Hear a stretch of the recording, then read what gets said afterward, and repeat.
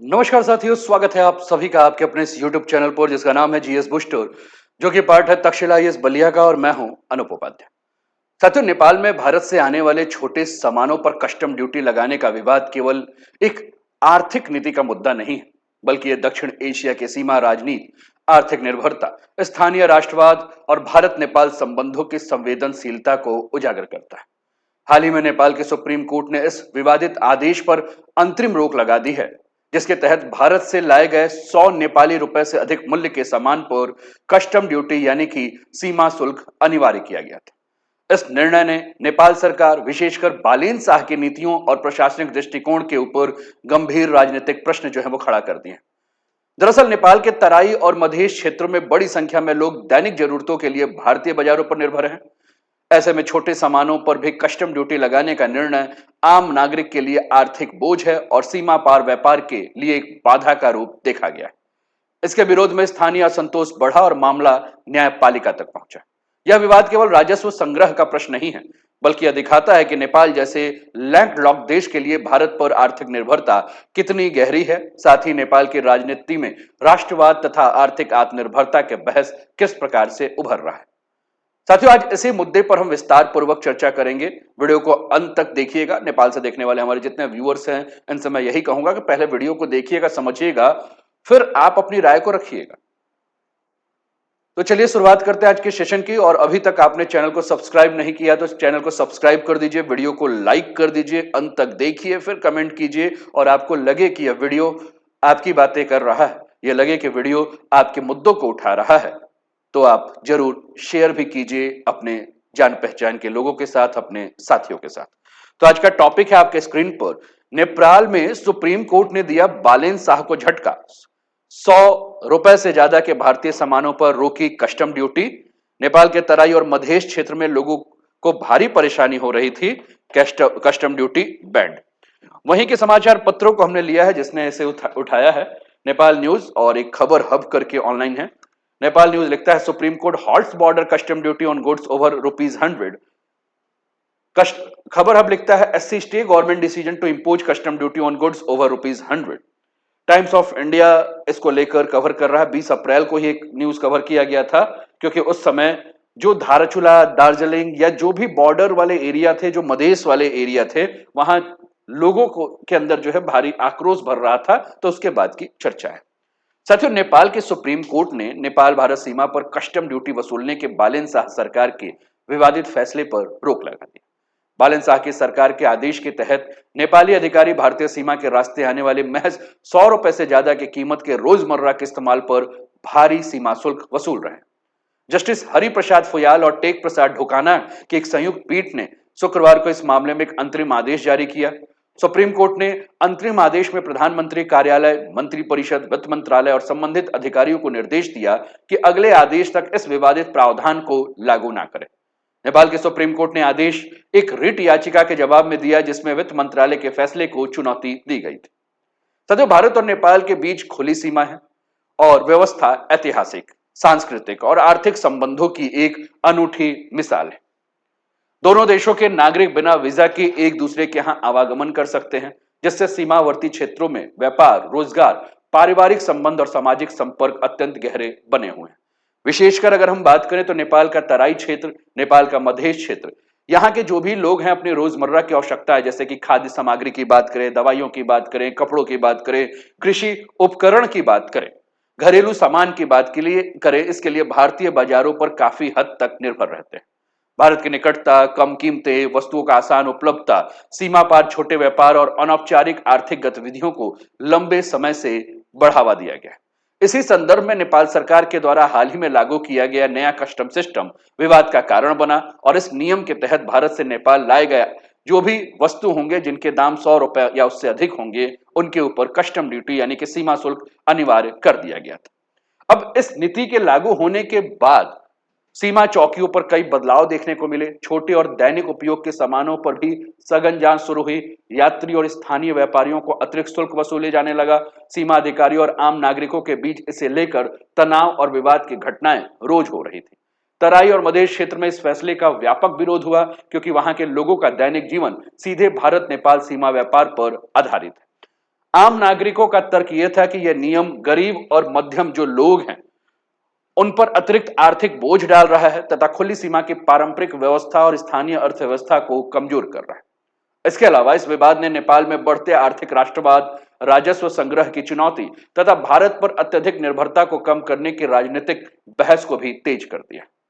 साथियों, नेपाल लंबे समय से इंडिया पर व्यापार, ईंधन, खाद्य सामग्री, दवाइयां और ट्रांजिट सुविधाओं के लिए निर्भर रहा है। समुद्र तक सीधी पहुंच ना होने के कारण नेपाल की अर्थव्यवस्था काफी हद तक भारतीय बंदरगाहों, भारतीय सड़कों, भारतीय सप्लाई नेटवर्क पर आधारित है। इसी कारण नेपाल सरकार समय समय पर इकोनॉमिक नेशनलिज्म को बढ़ावा देने की कोशिश करती है ताकि घरेलू उद्योगों की रक्षा की जा सके, राजस्व को बढ़ाया जा सके और भारत पर अत्यधिक निर्भरता को कम किया जा सके। लेकिन व्यवहारिक स्तर पर नेपाल की अर्थव्यवस्था अभी भी भारतीय बाजार से गहराई से जो है वो जुड़ी हुई। सीमावर्ती क्षेत्रों में लाखों लोग रोजमर्रा की जरूरतों के लिए भारत पर पूरी तरह से निर्भर होते हैं। ऐसे में छोटी वस्तुओं पर भी कस्टम ड्यूटी लगाने का ये जो निर्णय है वह आम जनता के लिए आर्थिक बोझ बन गया है और इसका व्यापक विरोध शुरू हो गया है। यह स्थिति दर्शाती है कि नेपाल आर्थिक आत्मनिर्भरता और व्यवहारिक निर्भरता के बीच संतुलन बनाने की चुनौती से जो है वो जूझ रहा है। आपके स्क्रीन पर ये इमेजेस इसी बात का परिचय, आर्थिक राष्ट्रवाद, आत्मनिर्भर नेपाल हमारा लक्ष्य। ये समय नेपाल का लक्ष्य है भारत पर निर्भरता जो है उसको कम किया जाए। निर्भरता मजबूरी बनी हुई है। नेपाल के उद्योग, नेपाल के उत्पादन नेपालियों के लिए है। विदेशी निर्भरता छोड़ो, इस पर काम हो रहा है। लेकिन साथियों, सबसे ज्यादा विरोध जो हो रहा है वह नेपाल के तराई और मधेश जैसे क्षेत्रों में हो रहा है, क्योंकि नेपाल का तराई का क्षेत्र जो कि भारत के राज्यों के साथ सीमा साझा करता है, वो क्षेत्र सांस्कृतिक, भाषाई, पारिवारिक, आर्थिक रूप से भारत से अत्यधिक जुड़ा है। यहाँ के लोगों के सामाजिक संबंध सीमा के दोनों ओर फैले हुए हैं और स्थानीय अर्थव्यवस्था काफी हद तक सीमा व्यापार पर निर्भर करती है। यह क्षेत्र नेपाल की राजनीति में लंबे समय से काफी संवेदनशील मुद्दा रहा है। मधेसी पहचान, प्रतिनिधित्व और अधिकारों से जुड़े मुद्दे को पहले भी राजनीतिक आंदोलनों का कारण बना चुके हैं। यदि सीमा व्यापार पर अत्यधिक नियंत्रण लगाया जाता है तो स्थानीय असंतोष बढ़ सकता है, केंद्र सरकार के खिलाफ नाराजगी तेज हो सकती है और मधेश की पहचान और अधिकारियों की राजनीति फिर से उभर सकती है। इसलिए यह विवाद केवल आर्थिक नीति तक सीमित नहीं है, बल्कि नेपाल की आंतरिक राजनीति, स्थिरता और सामाजिक संतुलन से भी जुड़ा मुद्दा है। साथियों, भारत और नेपाल के संबंधों के बारे में अगर हम बात करें तो भारत और नेपाल के जो संबंध है वो ओपन बॉर्डर डिप्लोमेसी पर आधारित है। दोनों देशों के बीच गहरे सांस्कृतिक, धार्मिक और आर्थिक संबंध है जो दक्षिण एशिया के विशेष साझेदारी का उदाहरण है।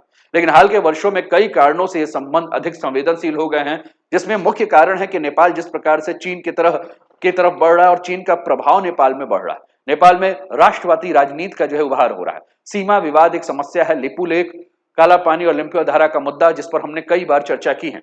आर्थिक आत्मनिर्भरता की बहस जो है वो बढ़ रही है। यदि नेपाल भारत के खिलाफ कठोर आर्थिक कदम उठाता है तो इससे द्विपक्षीय अविश्वास प्रभावित हो सकता है। वही भारत के लिए आवश्यक है कि नेपाल को केवल निर्भर पड़ोसी के रूप में नहीं, बल्कि समान साझेदार के रूप में जो है वो देखना चाहिए। दक्षिण एशिया की स्थिरता के लिए दोनों देशों के बीच संवेदनशील संवाद और आर्थिक सहयोग का संतुलन बनाए रखना अत्यंत महत्वपूर्ण है। साथियों, चाइना का प्रभाव नेपाल की राजनीति, वहां के बुनियादी ढांचा की अगर हम बात करें या रणनीतिक सोच में अगर हम बात करें तो लगातार बढ़ रहा है। चीन नेपाल को निवेश, कनेक्टिविटी, वैकल्पिक व्यापार मार्ग के माध्यम से अपनी ओर आकर्षित करने की कोशिश कर रहा है और इसी संदर्भ में नेपाल कुछ राजनीतिक समूह भारत के खिलाफ आर्थिक राष्ट्रवाद को स्ट्रेटेजिक डाइवर्सिफिकेशन यानी रणनीतिक विकल्पों के विस्तार के रूप में प्रस्तुत कर रहे हैं। उनका तर्क यह है कि नेपाल को केवल भारत पर निर्भर रहने के बजाय चीन सहित अन्य देशों के साथ अपने आर्थिक संबंध को मजबूत करना चाहिए। हालांकि जमीनी वास्तविकता इससे काफी अलग है। नेपाल अपने आप को आत्मनिर्भर कर ही नहीं सकता, क्योंकि उसके पास मात्र दो ही विकल्प हैं, या तो चीन या तो भारत। साथियों, चीन के साथ जो अन्य देशों के जो भी निवेश हो रहे हैं उसका उदाहरण नेपाल के सामने है। नेपाल के लोगों को जो है इस बात को समझना चाहिए कि उसका वास्तविक साझेदार जो है, जो कि उसे एक सही धरातल पर रख सकता है, वो भारत ही। नेपाल की जनता आज भी भारतीय बाजारों, रोजगार, स्वास्थ्य सेवाओं और सप्लाई चेन पर अधिक निर्भर है। इसलिए भारत विरोधी आर्थिक नीतियां राजनीतिक रूप से आकर्षक तो दिखा रही हैं, लेकिन व्यवहारिक स्तर पर यह लागू करना काफी कठिन साबित हो रहा है। और यह पूरा विवाद इस व्यापक भू राजनीतिक वास्तविकता को उजागर करता है कि नेपाल अपनी रणनीतिक स्वायत्तता बढ़ाना चाहता है, लेकिन उसकी आर्थिक संरचना अभी भी भारत से गहराई से जुड़ी हुई है। साथियों, जैसे कि हमने इंडिया नेपाल बॉर्डर के बारे में अगर हमने बात किया, हमने कहा कि दोनों की सीमा जो है वो काफी ज्यादा खुली हुई है, ओपन बॉर्डर है। हमने नेपाल में चीन के बढ़ते प्रभाव के बारे में बात किया। हमने कहा कि बेल्ट एंड रोड इनिशिएटिव चीन की जो है रणनीतिक घुसपैठ है कहां, नेपाल में, जिसमें कि वो अपना इन्फ्लुएंस बढ़ा रहा है। नेपाल के रणनीतिक विविधीकरण की तरफ नेपाल जा रहा है। भारत पर निर्भरता और चीन का बढ़ता प्रभाव जो है वो आपको देखने को मिल रहा है। भारत के लिए वो खाद्य आपूर्ति, ईंधन आपूर्ति, है ना, दैनिक जो भी उपयोग की वस्तुएं हैं, व्यापार घाटा, इस पर तो चीन का अगर हम बात करें तो इंफ्रास्ट्रक्चर, विदेशी निवेश, रोजगार के अवसर, आर्थिक सहयोग, ये सारे मुद्दे आपको देखने को मिल रहे हैं। साथियों, नेपाल भारत मैत्रीपूर्ण यानी कि राजनीति अपनी जगह पे है, लेकिन रोटी, दवाई और ईंधन के लिए भारत पर निर्भरता आज भी जो है वो नेपाल की हकीकत है। भारतीय चावल, दाल, आटा आज भी नेपाल के हर बाजार में मिलते हैं। नेपाल के ईंधन की आपूर्ति भारत के द्वारा ही की जाती है। सीमा पार से आने वाले टैंकर नेपाल की ऊर्जा जरूरतों को पूरा करते हैं। सीमा खुली है, व्यापार चलता है, जीवन चलता है। तो बहुत बड़ी बात जो है वो आपको देखने को मिल रही है। राजनीतिक राष्ट्रवाद के बावजूद अगर जमीनी हकीकत की बात करें तो भारत पर नेपाल जो है वो निर्भर है, इस बात से जो है वो झुठलाया नहीं जा सकता। सबसे दक्षिण एशिया की जटिल राजनीति अगर हम बात करें, संघर्ष, सहयोग और भविष्य की दिशा, इंडिया नेपाल की हमने बीच खुली सीमा के बारे में अगर हमने बात किया तो ये एक सामान्य रूट नहीं है, बल्कि यह लाखों लोगों के लिए सर्वाइवल इकोनॉमी के रूप में कार्य करता है। सीमा के दोनों ओर रहने वाले लोग दैनिक जीवन, रोजगार और व्यापार जैसे सामाजिक संबंध इसी खुली आवाजाही पर निर्भर है। विशेषकर नेपाल का जो तराई और मधेश क्षेत्र है, बड़ी संख्या में लोग यही जो है वो डिपेंड आपको देखने को मिलते हैं। इसके अलावा अगर हम बात करना साथियों, तो ये जो पूरी नीति के खिलाफ जो विरोध हो रहा है, केवल राजनीतिक प्रतिक्रिया नहीं, बल्कि ये सीमावर्ती समाज के आर्थिक असुरक्षा, रोजमर्रा की कठिनाइयों को भी अभिव्यक्त कर रहा है। यह स्थिति दर्शाता है कि भारत नेपाल सीमा को केवल रणनीतिक या आर्थिक नजरिए से नहीं, बल्कि ह्यूमन सिक्योरिटी और लाइवलीहुड कनेक्टिविटी के रूप में भी जो है वो समझना होगा।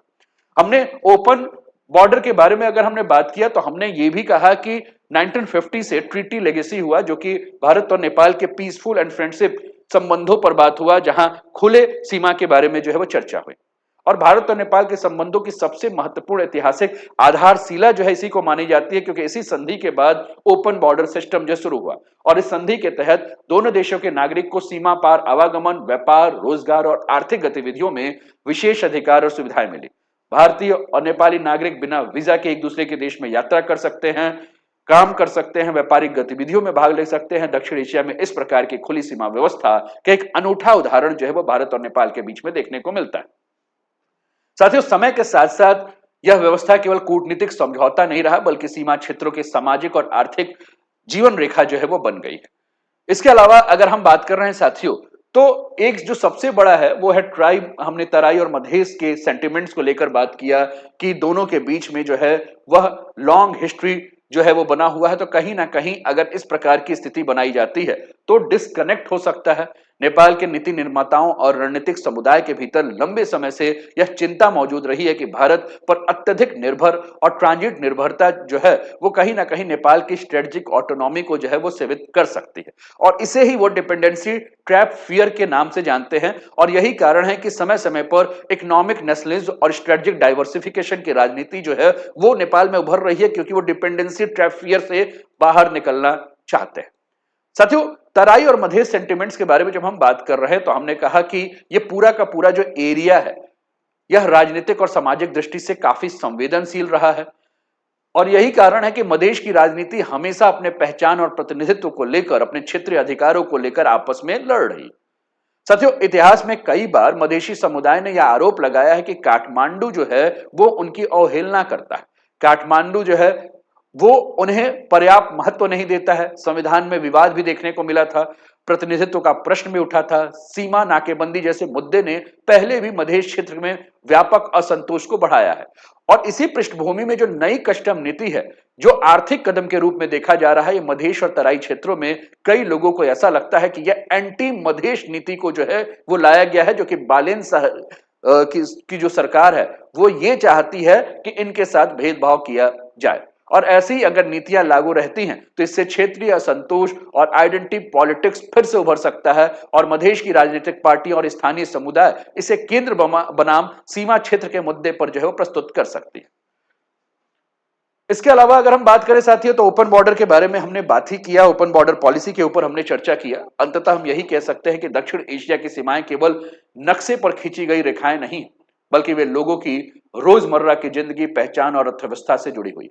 नेपाल के कस्टम ड्यूटी विवाद ने दिखाया है कि आर्थिक राष्ट्रवाद और जमीनी वास्तविकता के बीच कितना बड़ा अंतर हो सकता है।